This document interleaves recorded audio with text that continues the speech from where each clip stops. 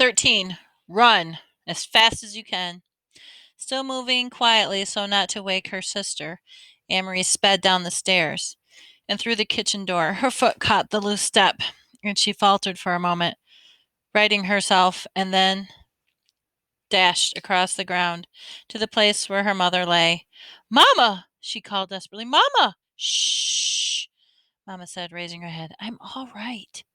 "But, Mamma," Amory asked, kneeling beside her, "what's wrong? What happened?" Her mother pulled herself in the sitting position.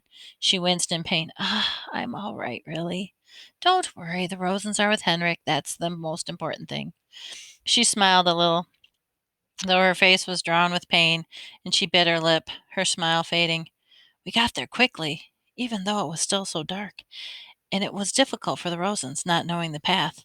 Henrik was there, waiting on the boat, and he took them aboard and then down below so quickly that into the cabin that they were invisible in an instant.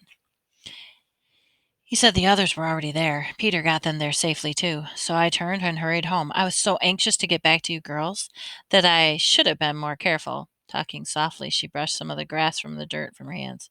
"Can you believe it?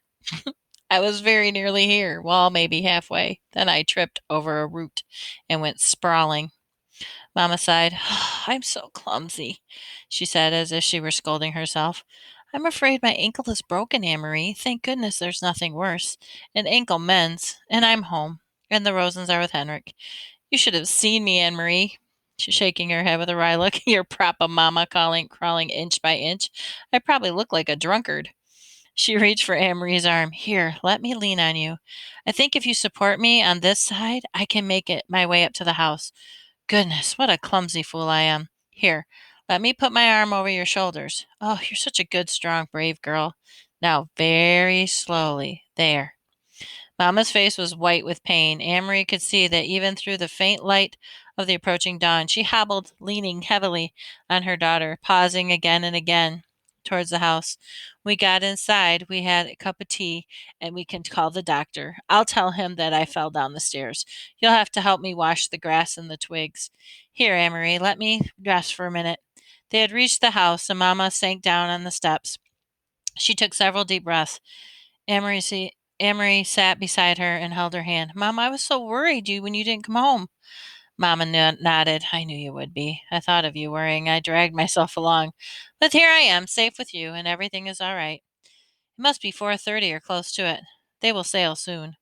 Mamma turned her head, gazed across the meadow to the sea, the vast sky above it.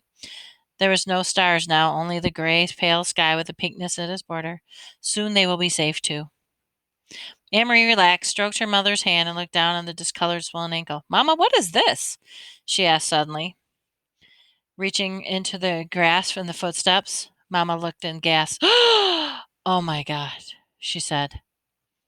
Amory picked it up. She recognized it now, and she knew what it was. It was the packet that Peter had given Mr. Rosen.